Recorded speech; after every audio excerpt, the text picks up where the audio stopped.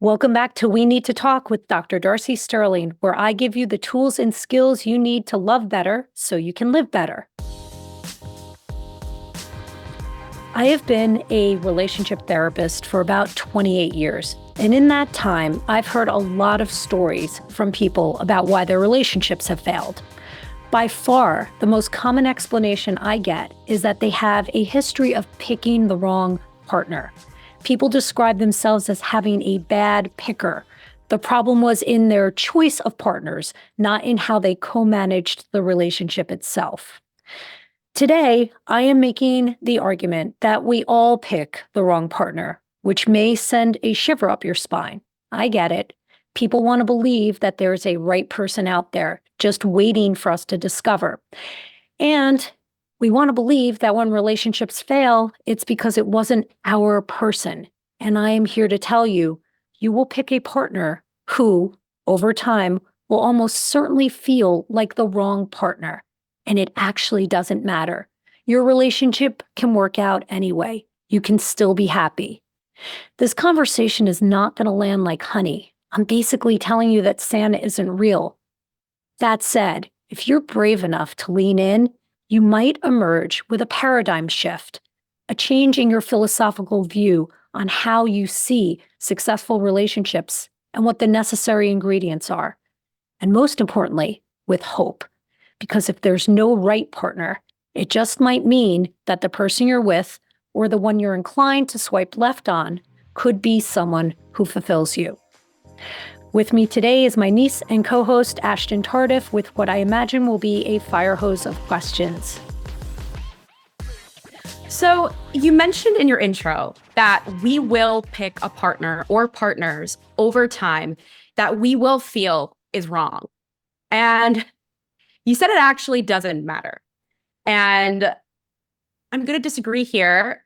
I'm not a professional because I think it does matter in the sense of picking a wrong partner, in the sense of trusting our gut and our intuition and knowing that someone is wrong for us. I do believe that there is a level of trusting something innately that we feel versus everything that is laid out in front of us.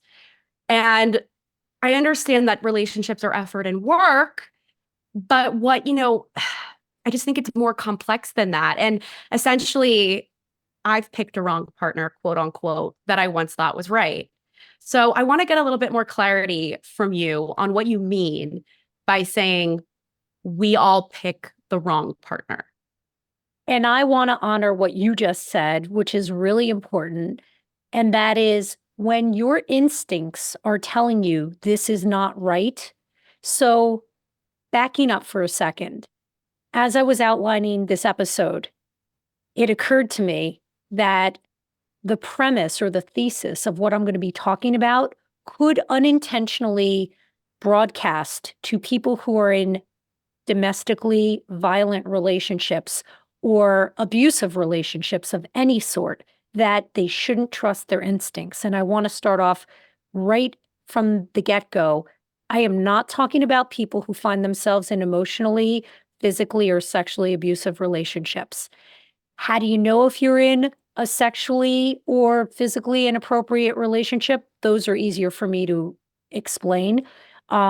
You should be able to say no, no matter, sexually speaking, you should be able to say no, no matter where you are in your relationship or where you are in the throes of having sex. At any point, you should be able to say no, and you should have that boundary respected. In terms of physical abuse, what I'm talking about is anyone putting hands on the other when they're angry. That is what I'm talking about. Any hands on you by your partner when they're upset or you're upset, not okay. Emotional abuse is a little trickier, but essentially what I'm talking about here is people who are character assassinating their partners. That's to say they're calling you names when they're angry. They're critiquing your character. It's not that you did a bad thing or you did something that was hurtful. It's that you're an asshole. It's really important when we're upset with each other to describe the behavior and not assign character traits to our partner. So again, with respect to emotional abuse, I'm talking about someone who critiques your character, calls you things like lazy, you're a loser, you're never going to amount to someone, you're not good enough, you're never going to be successful in life, you're a bad mother, you're a bad partner, instead of just addressing the specific behaviors that you're engaging in that they want modified. I am not talking about any of that when I talk about picking a partner who eventually becomes someone who is difficult to coexist with. So back to your point, Ashton. I want you to trust your instincts. And at the same time, I want you to hold this other thought in your mind that when people say they have a history of like picking the wrong partner, what they're actually saying is that the goodness of fit, like the compatibility that they thought was strong in the beginning, over time that changes and they discover that they're not as compatible as they thought. And that means that in order to keep the relationship going, at that point, they have to work really hard to compromise and adjust their expectations to accommodate the partner that's in front of them. And I'm making the argument that no matter who your partner is, over time, you're going to have to compromise and adjust your expectations to accommodate the partner that you're with, that everyone becomes difficult over time. Are there some partners who it will be easier with? Yes, for sure. But the people who make their relationships work, they would make their relationships work even if their partner was someone who they were less compatible with.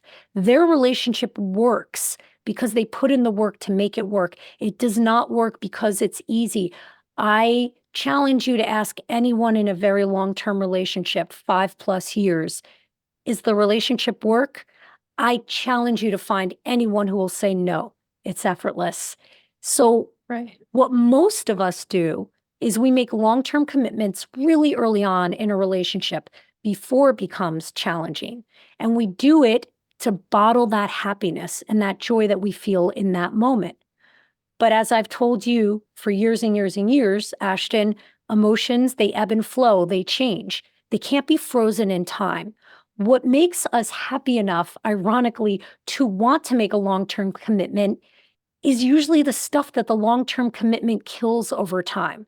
So you just bear with me. It's like the excitement over your partner, the intrigue over your partner, the shared novel experiences that you get to have together early on, known as dating.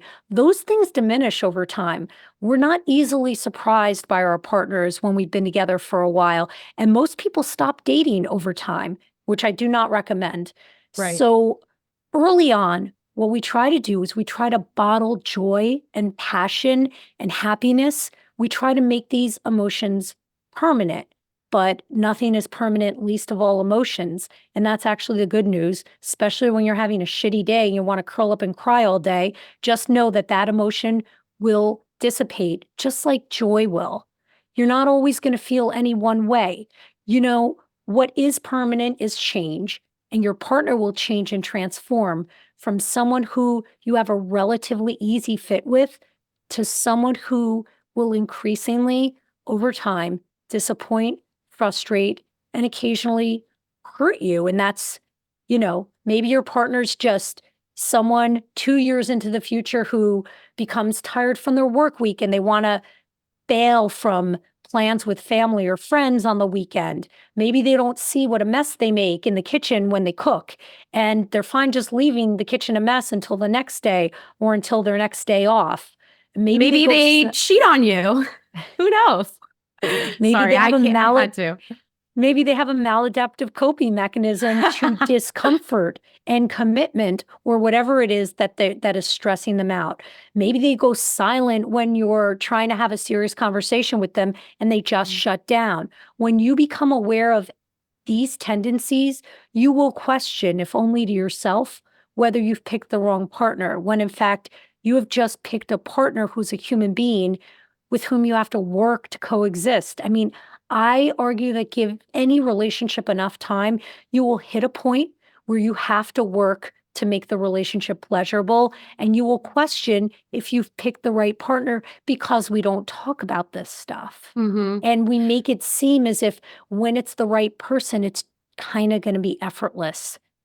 Yeah, and I hear everything that you're saying. I do. And I do know because I've been basically raised by you that relationships are work, active work. I'm sorry for All, that. no, but it's don't be sorry because I am a bit of a hopeless romantic in the sense that I do kind of believe that when you meet someone, there is something that you just know, whether it be that you know this person is going to be really important to you or they just get you on a level, whatever. But I know that relationships take work regardless of those feelings and connections. But I also do think that there is something to be said for when you meet somebody on a romantic potential partnership level and you feel something inexplicable that, for example, like you've known them forever or they just get you in a way that no one else has before. And I think that foundationally, when you have that, it makes addressing these future eras or moments where there are hardships or trouble or you need to put more work in a little bit easier because you have that kind of base of like, I know what I have for this person, I know what I feel. And being someone who's felt that before recently, I think that there's something to be said there. So I hear what you're saying, Ashton. What you're saying is that you don't want to discount that chemistry, that sense of knowing someone early on. Is that right? Yeah, because I do think that when you feel that, there is something right about it. It doesn't necessarily mean that that is your person or your soulmate, but I think that when you experience that, especially for like the first time, you start to assess things differently and there's a new willingness to work on things. So if Right. something is wrong over time, you then are like, but okay, maybe this is more fixable than I thought. I want to work on this because I know I have this, and that already established based on how I feel innately without having to do work. What I will say to that is two things. A, I'm going to address that in a second. And B, when you have been in a relationship for months, years, or decades, where you have felt friction, I know I saw you Mm. recoil, where you have felt friction, while you can remember what it was like in the beginning, you begin to lose any sense that that stuff has staying power Mm. because it's been so long that you guys have been butting heads. I get what you're talking about. We all want to feel those fireworks. I have felt those fireworks. One of the things I distinctly recall people saying when Steph and I acknowledged that we were together, because we were best friends for a year and a half before we ever were together. So we had to come out as a couple to like all our mutual friends. We weren't sure how people would feel about it. And by and large, what I heard from family and friends is, of course, you're together. You guys have been finishing each other's sentences since the day you met. Like the chemistry between you is unbelievable. But Ashton, I'm here to tell you, and I don't know how much you have sensed over the years, like, you know me very, very well. And as you've become an adult, I've become more transparent with you about the dissatisfaction I felt in various areas of my life. There have been years where Steph and I have not been good, Mhm. not been good at all. And I had that chemistry with her in the beginning. We had that together. And I am telling you that, personally speaking, it becomes so hard when you have just been grinding through discomfort and disconnection and a power struggle and a power dynamic for years. It becomes so hard to believe that that other stuff is still possible. And I am happy to report that we are out of that. We are in such a good place now, and we just keep getting better and better. But I mean, I could have thrown up my hands and been like, dude, I'm out. We tried. This was a good run. But I didn't do that. And the reasons I didn't do that are basically just like, I'm fucking stubborn and refuse to like wave a white flag. I'm like, dude, if I can't make this work, who can? I'm the relationship therapist. She's the couples therapist. If we can't make this work, who can? We have to grind this out. Getting back to the first part of what you were talking about, this chemistry, I get it. We want to feel those fireworks. Where I want to push back on you is that this perception that we think the right partner is the person who finishes our sentences, who, like, immediately upon meeting, we feel like we have known them in a past life. We search for a magnetic pull towards a stranger as if it's going to be like a sign that this is our person or our soulmate, when in reality, I argue that that chemistry, that is really just a sense of familiarity that we're unconsciously seeking and picking up on. We want someone who feels like love. And what feels like love is someone who is going to make us feel the way the people who taught us how to love made us feel.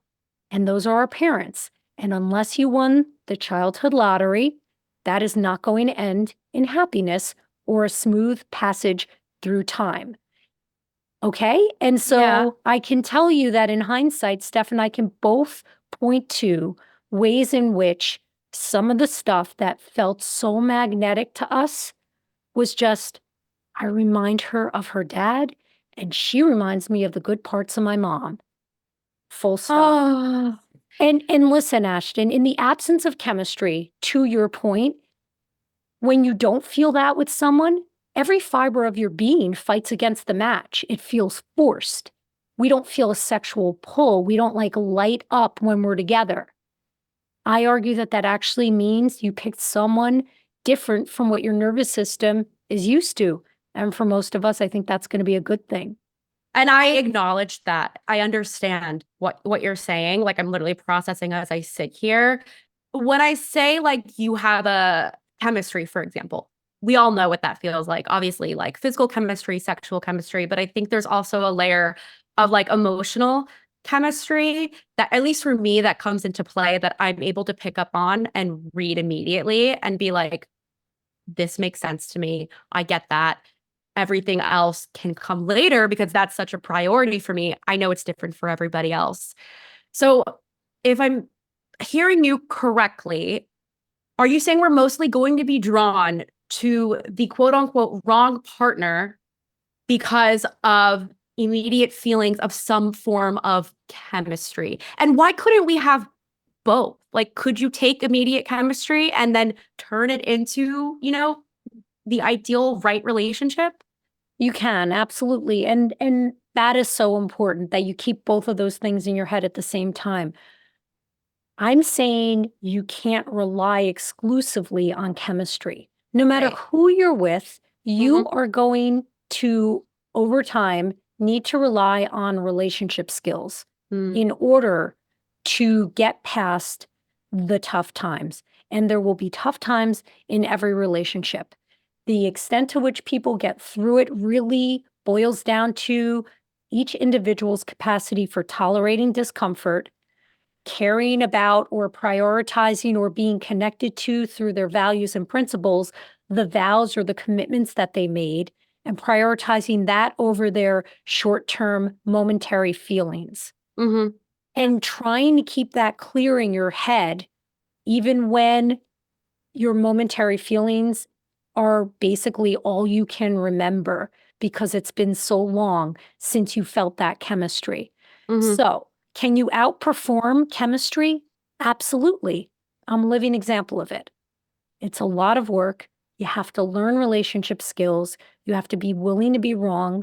You have to be willing to compromise and adjust your expectations. And you have to be willing to prioritize the relationship's needs above your individual needs and your partner's individual needs. Mm-hmm. And that is a real tricky thing for people to do, particularly in America, when we're it's drilled into our heads that we should just be happy. Like, happiness is not bottleable. We Mm-hmm. cannot bottle it. We hope to have moments every day of happiness. You will not feel happy every moment of your life. There is no partner who can make you feel that way. It's Right. too big an ask. Ultimately, are you saying that there is no such thing as like the fairy tale, the one, or the perfect match? And I feel like I oscillate between understanding that, yes, relationships are work. And in order to have a perfect match, you need to be able to put in work to make it work. But I also do think that, like I said earlier, when you meet somebody, there are some things that you just know. You just know. And I know there's like stories of people who have been married. They're like, oh, I knew I was going to marry that person. And it doesn't mean that they didn't have bad times, they didn't have difficult moments or things they had to work through. But does that mean that anyone that we meet could potentially be a good match as long as we're both willing to put work in? Yes, provided it's not a domestically violent relationship. Those are not fixable through the relationship. Those, I truly believe, need to be handled like the abuser needs to work on themselves outside of the relationship. So I would never encourage somebody who's in an abusive relationship to just stick through it and try and help their partner heal their childhood wounds so that they could be a better partner and a better human being. Um, Right. But is that the only hindrance? Is that the only Ba- like, basically, no basically, way. I'm telling you, listen, what you're essentially asking me is this. Is there no way of finding somebody a little bit more compatible so that this relationship could be a little bit easier and less bumpy? Is right? That's like basically what you're asking. Like, is it possible Yeah. to find a partner that will make it a little bit easier? Here's what I'll say to that. Our partners rely on us to tell them what our needs are. And we need them to explain to us that they're not intentionally shutting down during serious conversations, but that they need time to ground themselves when they're feeling flooded so that we can have a productive adult conversation. But if your partner doesn't know why they shut down or how upsetting it is to talk to a fucking wall when you're looking to resolve an issue, they can't help you. So now you've Mhm. got two people who have no idea how to navigate a situation. I mean, literally, do you know how many failed relationships or years of therapy you would need to be able to warn a partner, a brand new partner, about all the ways in which you're a little nuts and I'm a little nuts? I mean, I can actually rattle mine off because I've been in way too many relationships and way too much therapy. Uh, So I can rattle my craziness off to a new partner, but you probably can't rattle yours off because you've had two relationships with guys who didn't do much talking or critiquing. I'm guessing they were mostly on the receiving end of talks and critiques. And you're actually not old enough to have many relationship triggers other than don't fuck another girl. I've had most of yeah. my relationship soft spots already pinched. I know mine, but other people don't know theirs. So most people aren't like hiding their flaws. They literally just don't know what they are. But to go back to a point earlier and saying that sometimes we seek or attract relationships that remind us of what we received as a child, I feel like, and this is giving a moment to people who have done work or they have some relationship skills in their arsenal. Because I do want to speak to those people a little bit as well, because I've met them. I like to fancy myself as one of them. You're like, I know Um, others exist. It's not just me. yeah, no, as you said, coming from two relationships where they were passive in nature in the sense where I was the person giving constructive criticism, if you will, or, bringing up things in the hope to make the relationship work, all of that. To go from that, do some healing, and then to start dating again and to meet people who had similar skills to me emotionally or relationship wise, the way that it became so much easier to communicate and see a future with these people based off that alone, to me, makes me feel like there is potentially right people or a right person, but it takes going through the wrong ones to understand what creates a right one. Because I know even finding a quote unquote right one means there's always going to be work. Doesn't mean it's perfect. There could be things that you're already seeing early on that need to be worked on. But I do think that once we do work and we heal, something in our brain can click or our heart clicks and we're like, okay, this feels a lot more right than anything else has before.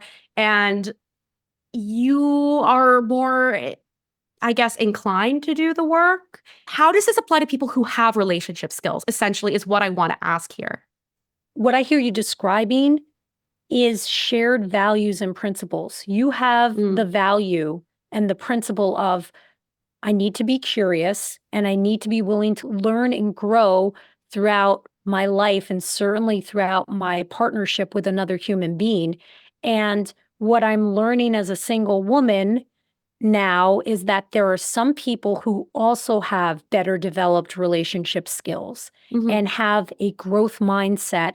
And with them, I see that things can be vastly different than they've been historically. Is that right? Yes. And that would make these people more quote unquote right. I For agree me, with at you. least. I agree with you. And for me, that's not chemistry. That is literally having shared principles and values. So a person can develop a value or a principle when it really matters to them. And there are certain life events that can trigger someone reassessing their values and principles and changing them or reprioritizing them. But they're rare, and most people will come to the table, which is the first date, either with them or without them, with shared values and principles or without shared values and principles. They tend not to change over time. The ones that we come to a relationship with tend to be the ones that we leave a relationship with. So to you, it's really important to find somebody it is absolutely going to be easier for you to be happy and compatible with, certainly long term, somebody who has a growth mindset, is thirsty for learning emotional intelligence, relationship skills, themselves. Those are things that are absolutely going to make a difference in how easy it is over time. That's why it's so important on the first date to ask someone, have you been in therapy before? And can you imagine going into therapy, even just dating? Because dating or being in a relationship, these are precursors to the longest term relationship that you make, which would be, a lifelong partnership, marriage, whatever you want to call it. You want to know if that person can ever see themselves being open to seeking out feedback from a third party. If the person is like, actually, no, I expect to be able to fix it all myself. I feel like relationship issues are private, domestic issues, and I don't want people meddling in my family life. That is quite telling. Anyone I'm related to should run for the fucking hills if that's what they hear on a first date. I hope you're all listening. Yes, all listening.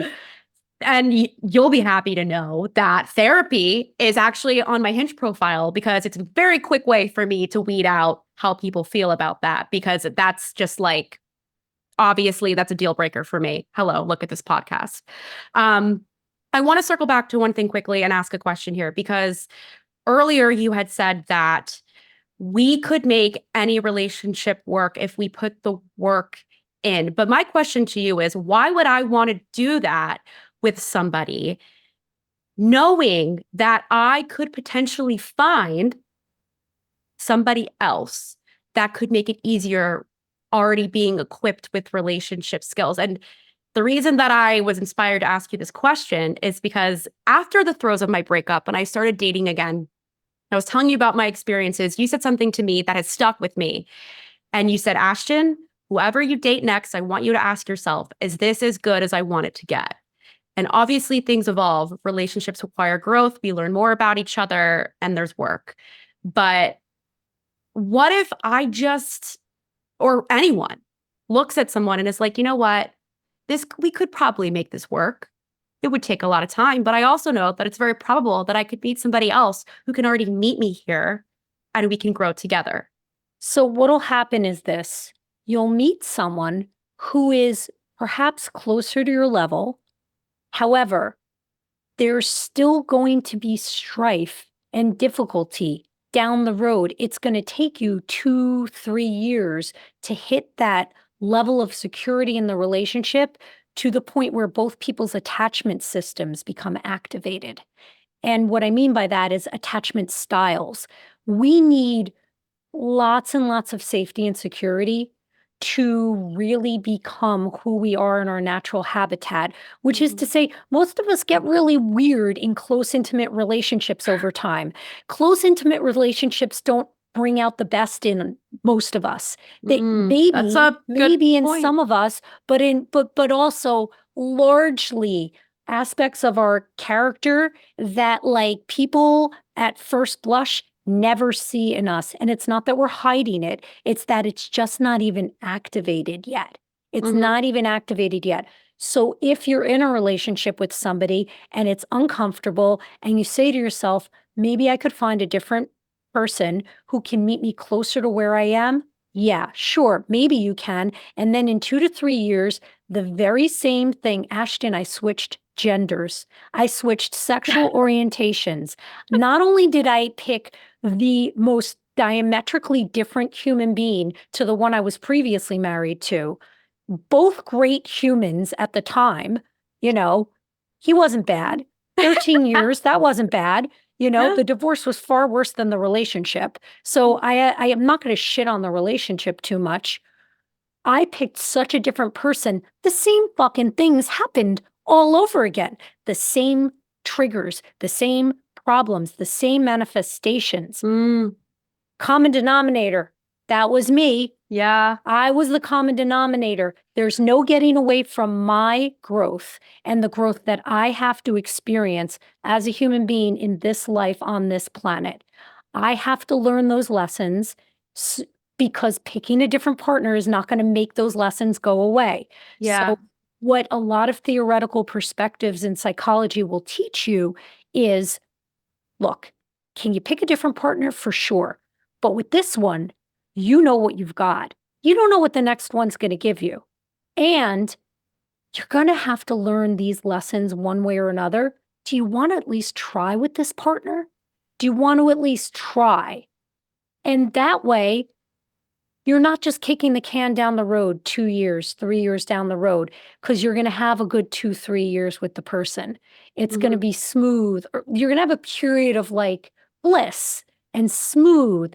And, you know, you're going to feel really high. It's going to be great. And then everything that goes up must come down. You're going to land on earth.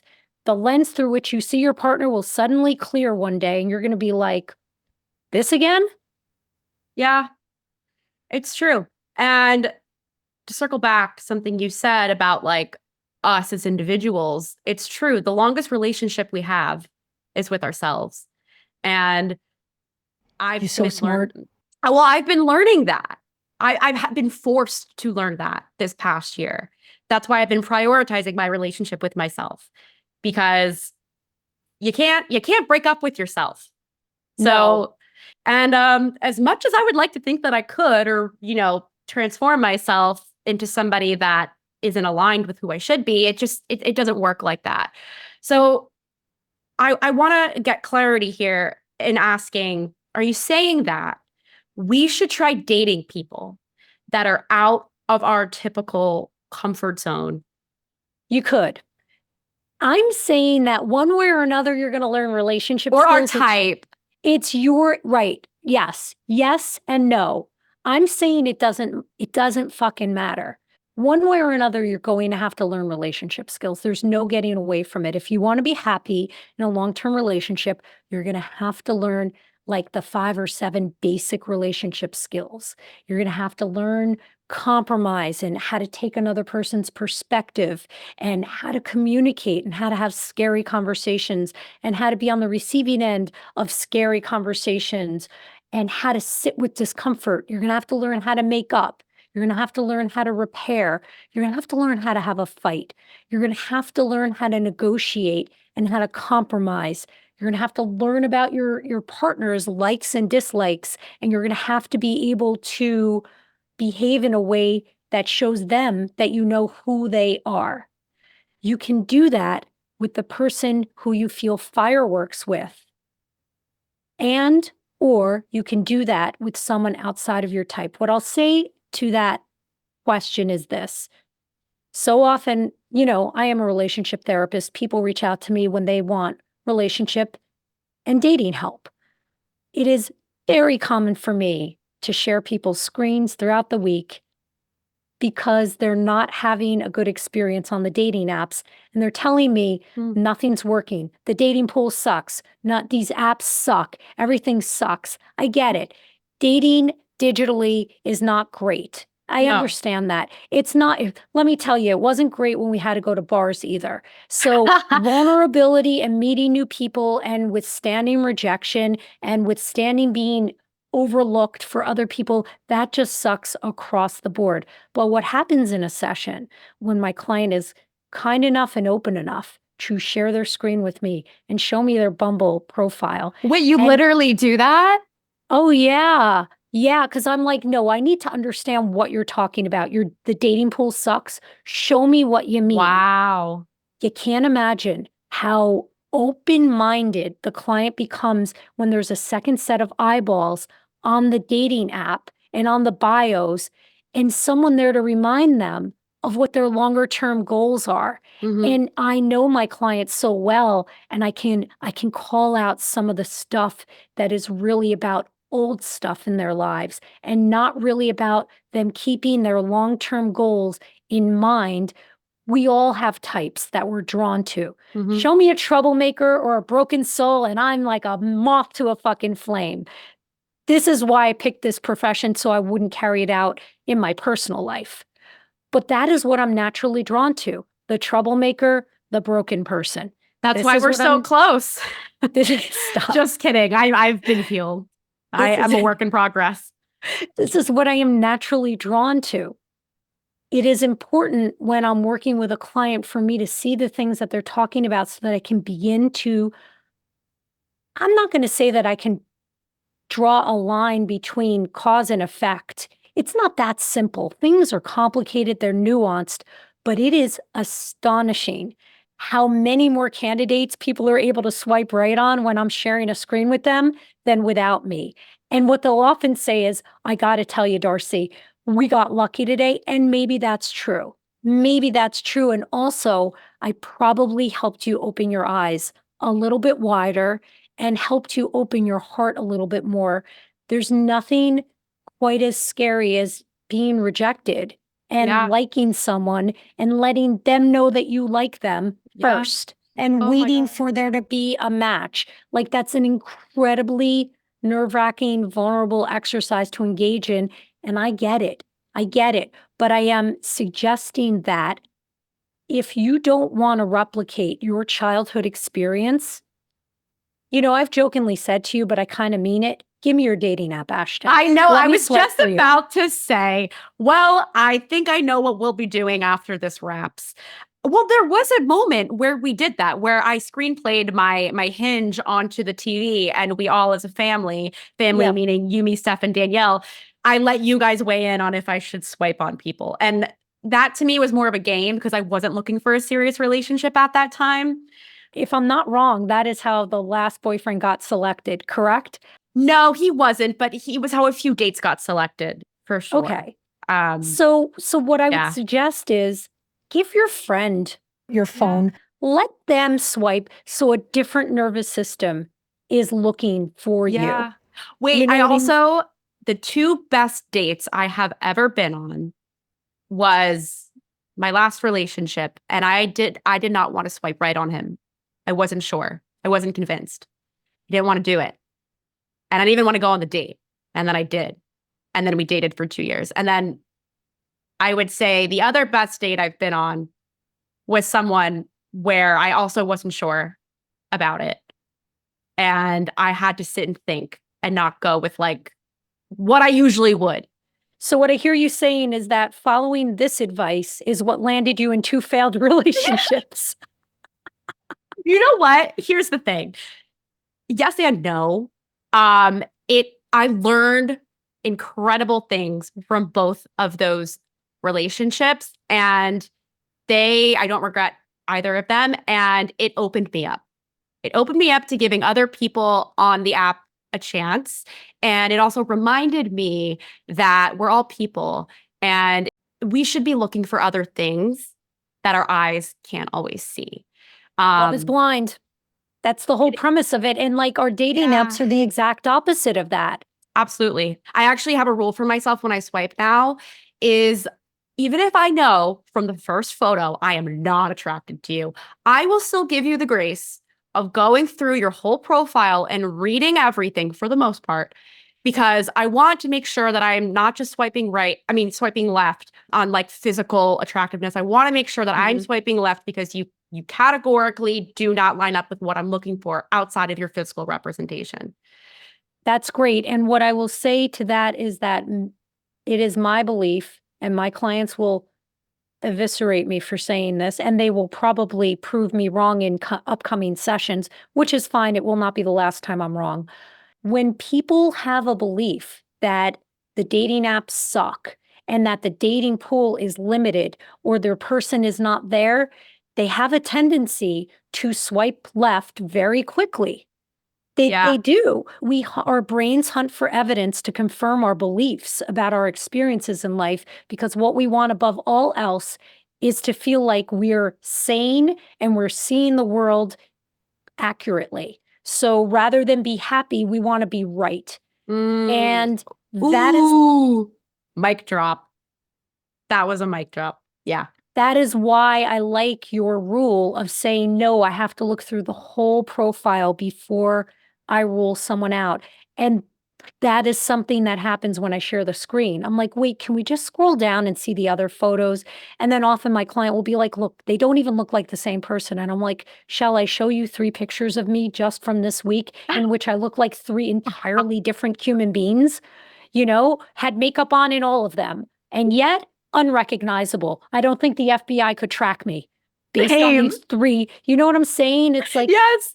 And most people are not like you and me taking a selfie every day. You and me, Ashton, like not my clients necessarily, but like, yeah, no, I got that. I take a selfie every day, basically do, both for social media and just also record keeping. I need to see the degradation over time. I need to see it happening. When I'm feeling really awful, I need to be able to go back and say, oh, a year ago, I actually didn't look any different. Okay, I'm just having a moment. This is just a bad day for me. So valid. No, that's so valid.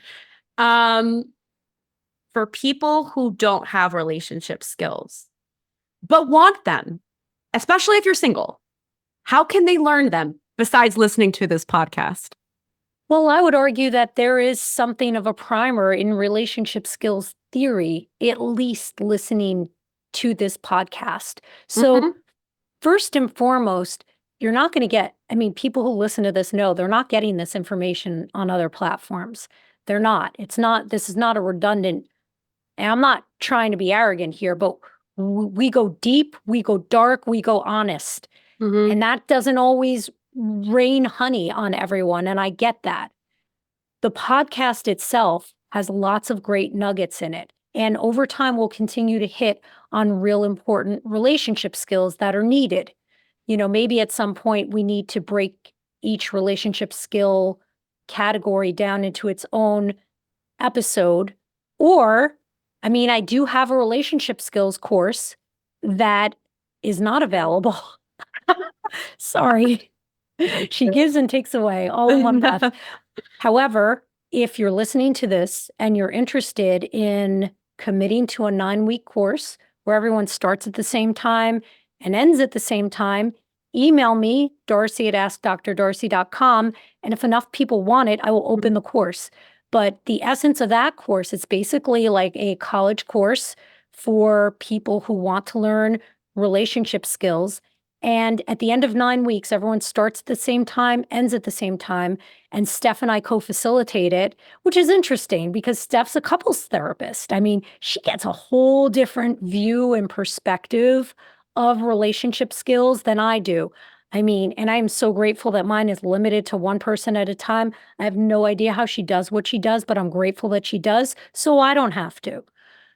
But you get us live every week in office hours where we will clarify any questions that people have so that they can apply all of the theory and the drills that you're meant to be doing as homework in your everyday life, because nobody needs a course in the theory of relationship skills. We need to learn how to employ them in our everyday life. So all of which is a long-winded way of saying, the podcast is a great resource. And if you want to bang it out in a 9-week course, email me. And if enough people are down, I would be willing to open it. And just email me so I have your name, and then we can do it. And to put that in perspective quickly, what's worse, committing to 9 weeks of something that's going to better you, or committing to something indefinitely where you're not sure you're getting anywhere, AKA, I don't know, a relationship you're not equipped to handle? And here's the thing. Here's the gem in what you just said. We're all going to learn relationship skills. The only choice we have is how long it's going to take. And when. Yeah, That's essentially. Yeah. So if you want it to take years or decades, do it organically. Mm-hmm.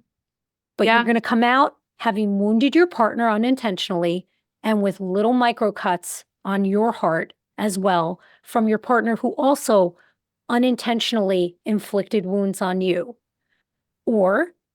And I love it when singles take Relationship Skills Bootcamp, which is the name of the course that is not available, that this was not even intended to truly pitch. No, truly, whatsoever. It wasn't. Like I will have to do a lot of back end work to make that course available if people do want to, attend. I prefer that people take that course when they're single, because you're not getting triggered in your relationship. You can literally just be a little individual sponge who's not then having to employ a new way of being, behaving, and interacting with their partner in real time. Because what you have to do is endure are you like suddenly in therapy conversation? Or you have to just disclose to your partner, look, I'm doing this thing. The course is designed for individuals. Sometimes partners take it, but they're each treated as an individual. And they're not a couple in the course. They're each doing it for their own purpose.